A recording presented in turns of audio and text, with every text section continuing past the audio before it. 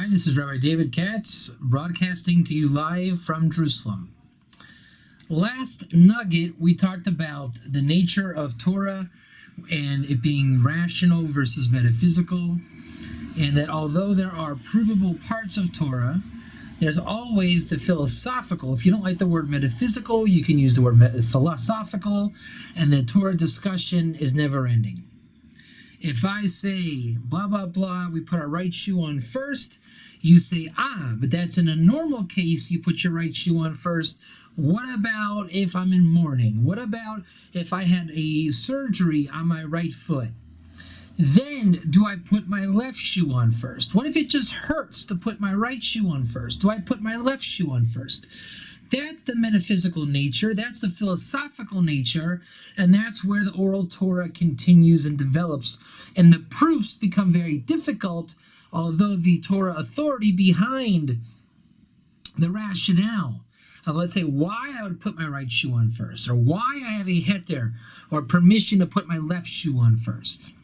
To me, the rabbi doing that is very logical and provable and sound, but to the opponent, ideologically, it becomes controversial, it becomes debatable, because the very definition of the concept is metaphysical or philosophical.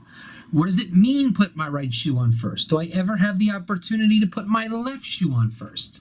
But we know the provable law, in a normal case, in a normal set of conditions, the right shoe goes on first.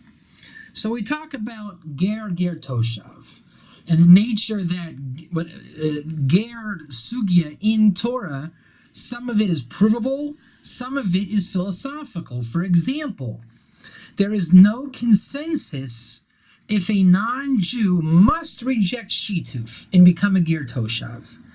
That idea is suggested by the Veshava Cohen. A Noahide, the consensus is they can do Shituf. Some argue they can't do Shituf. This is a metaphysical concept, but we know the ingredients, and we know the accepted halacha, that Noahides can do Shituf, although it is encouraged strongly to not do Shituf.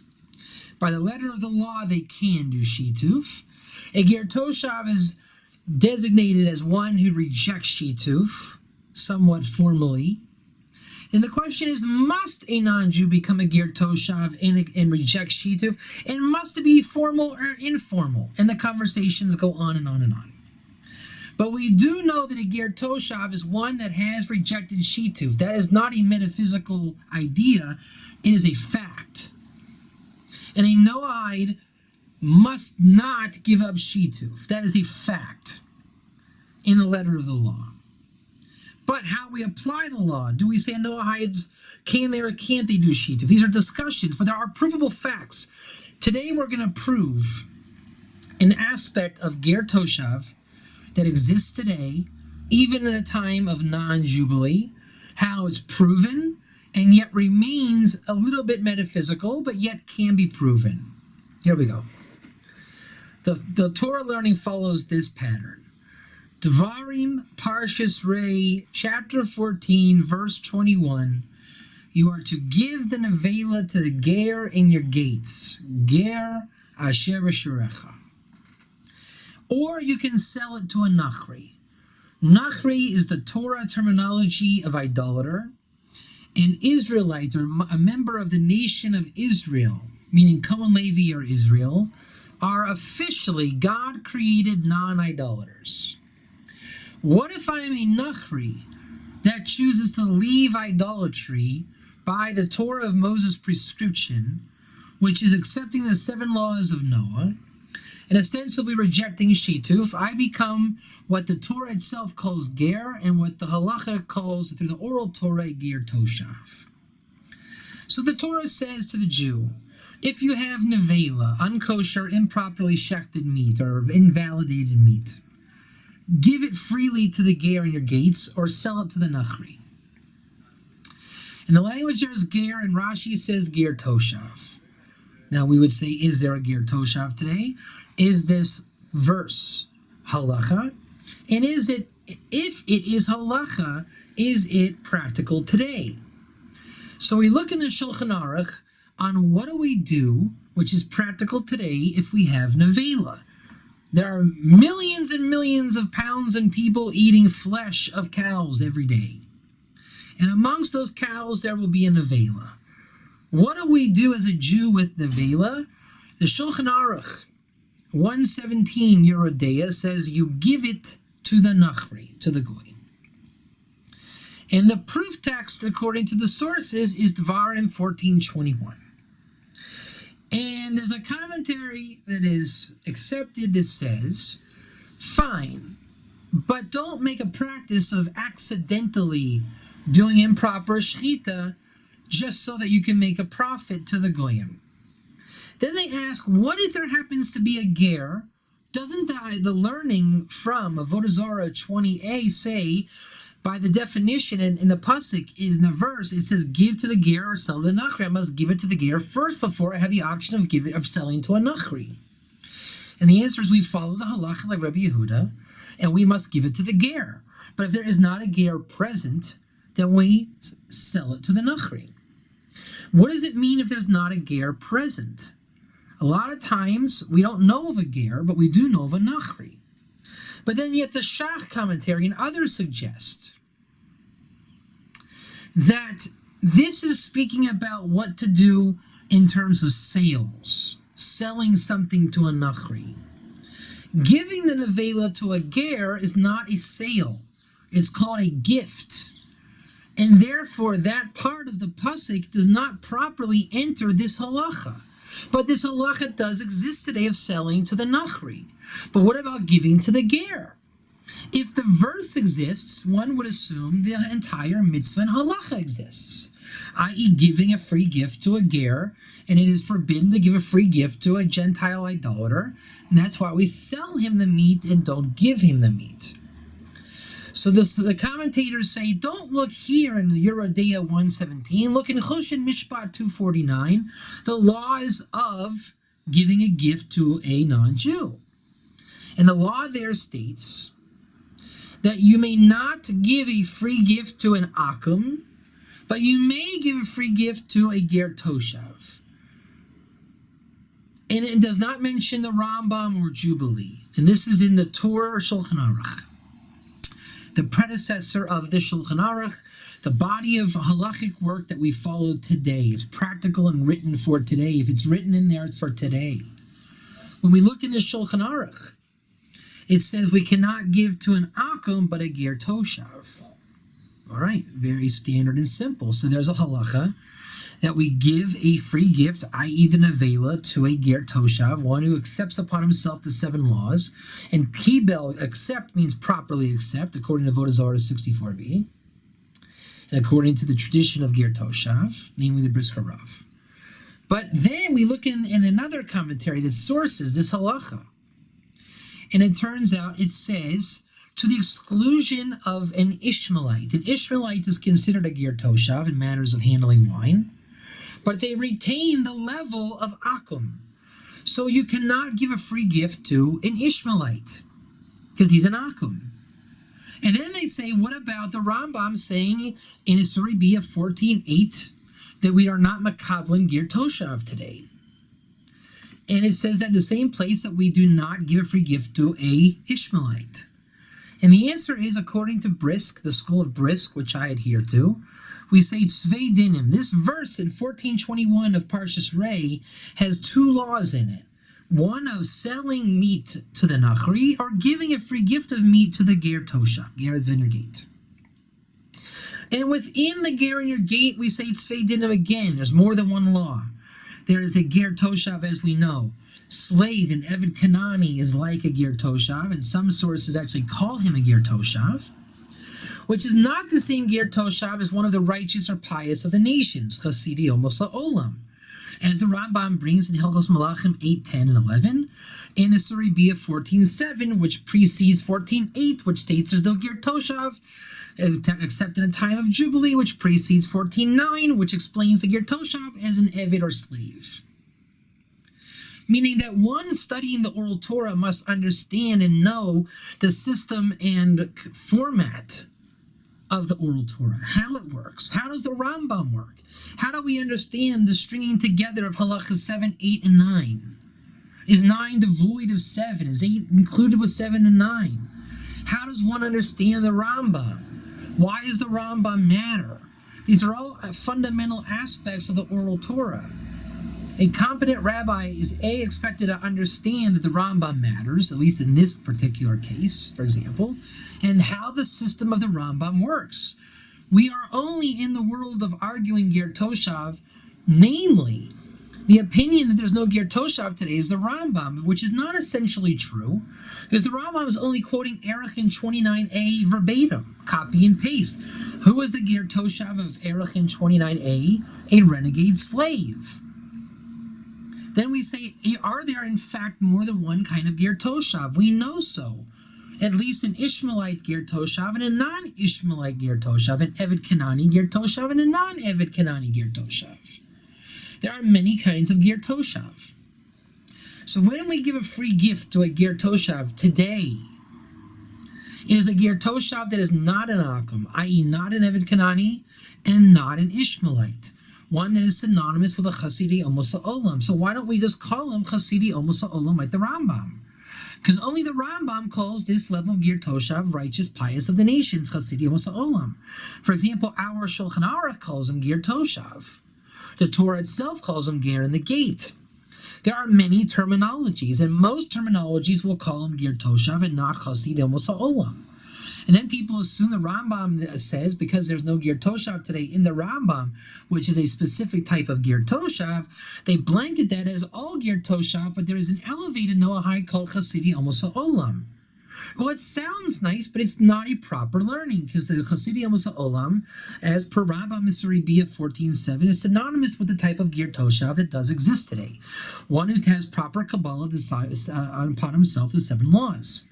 See the Brisker Rav for what it means to have a proper Kabbalah, which is taken from Avodah Zorah 64b, which it does not say there explicitly the nature of this Kabbalah, nor does it say explicitly in the words of the Brisker Rav.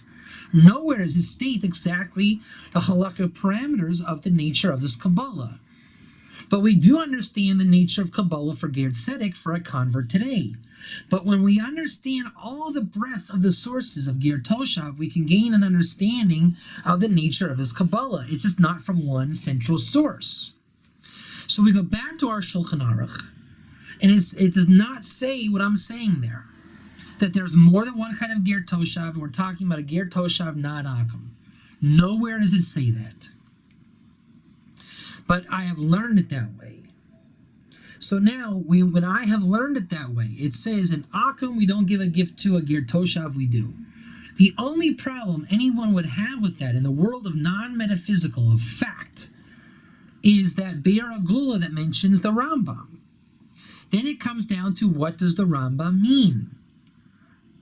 Does the Rambam know there's more than one kind of Ger Toshav? The Rambam has, in his Hilchos Avodah Zarah 10.4, the law of giving nevela to a Ger Toshav, and does not have a limitation of Jubilee. But the Rambam then says there are no Ger Toshav except for a time of Jubilee. Is it a contradiction in the Rambam? Is the Rambam speaking about the mitzvah of giving nevela only in a time of Jubilee? Well, that's like saying that the ger in the verse that speaks about nevela is a convert. You can't say that because a convert can't eat nevela. So too, it is obvious the Torah is saying that we have a mitzvah to give nevela to the ger. And it is a Ger Toshav. And there's no mention or reason or context to limit it to Jubilee. And we see in the halacha, you can sell the meat to a nachri. And the halacha says you can give a gift to a Ger Toshav.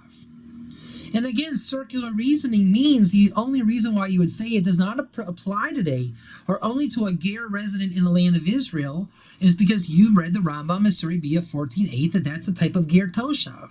And it never occurred to some people there's more than one kind of Ger Toshav. For example, there are Ger Toshav that are Akum and Ger Toshav that are not Akum. And no, it does not say exactly what I said just now in that halacha in 249 in Koshin Mishpat. But if you understand the sugya and you understand the halacha, you can understand the halacha this way. To me, this is proven fact. And the only reason why anyone would argue is they are hung up on the Rambam, Isuri Bia 14.8, which isn't even the Rambam. It's a direct quote from Erechim 29a, which is speaking about an Eved Kanani.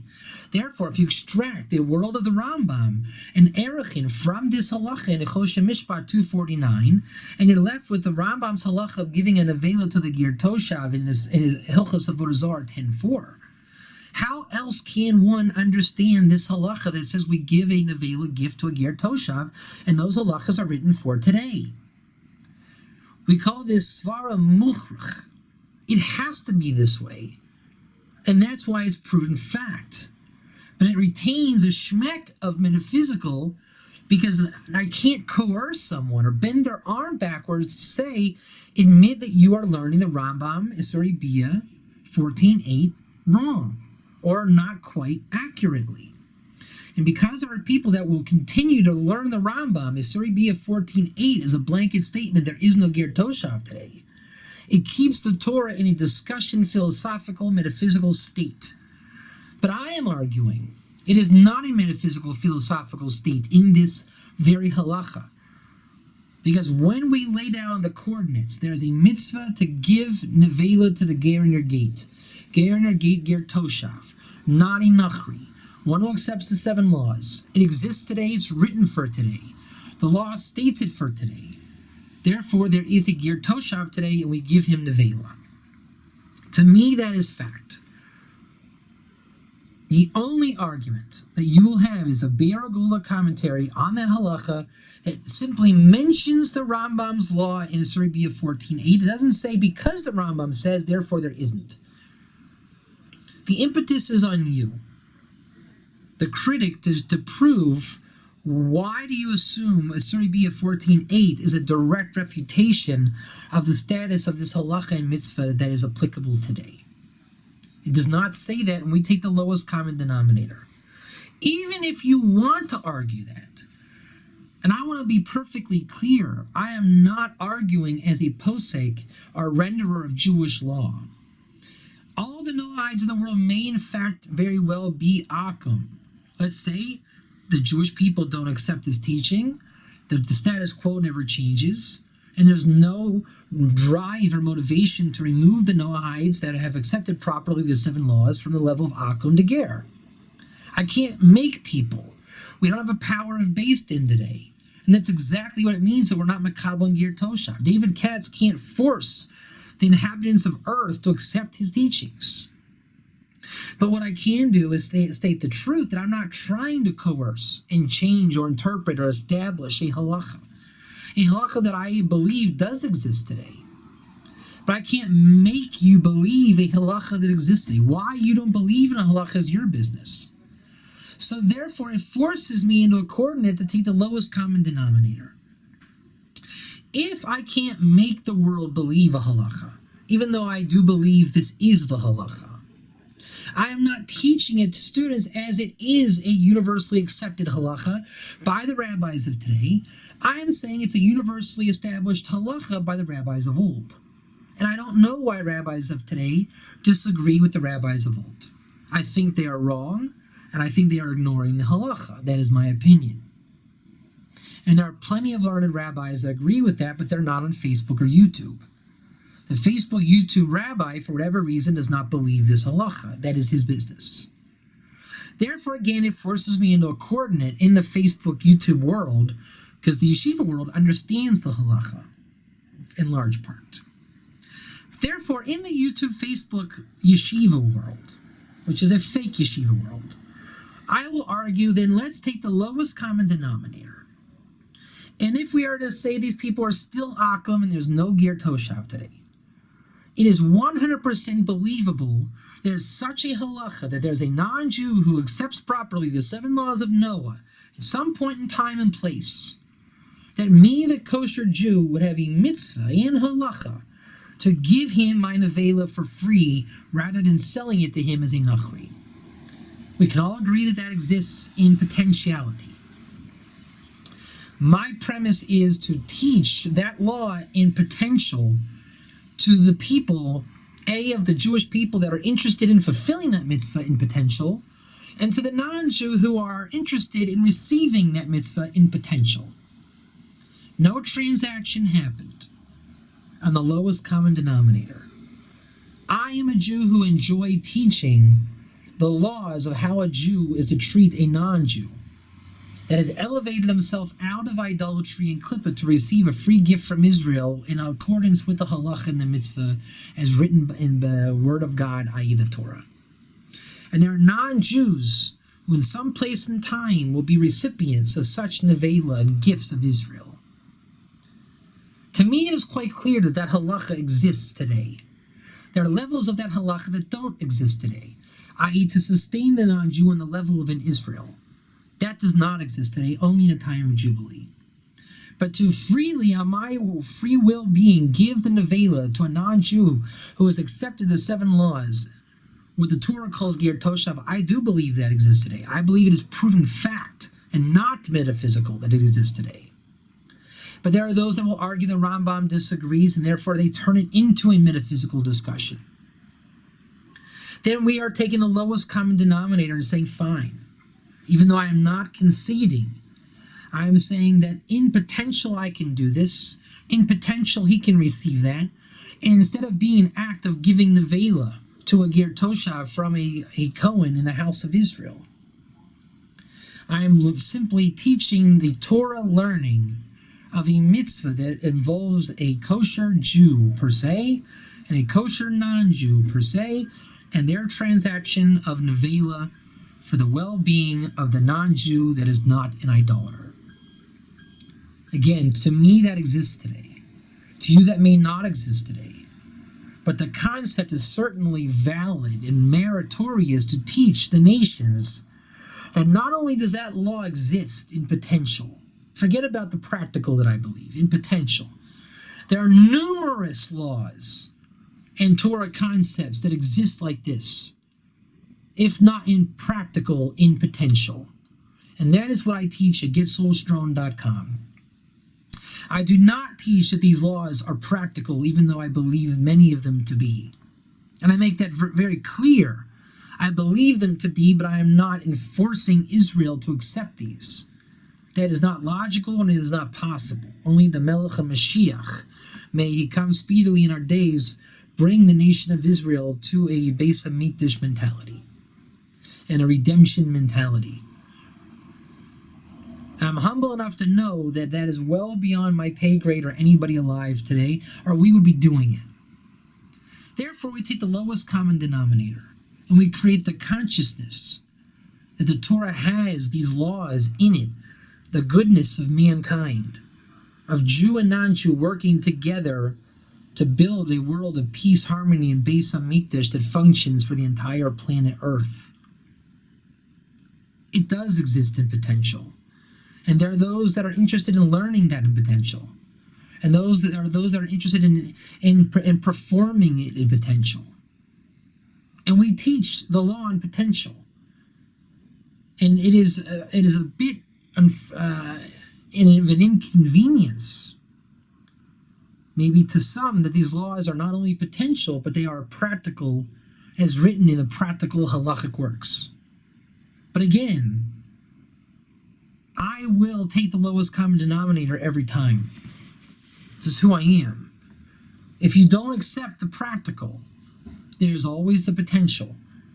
If you don't want to perform the mitzvah, you certainly can learn about the mitzvah.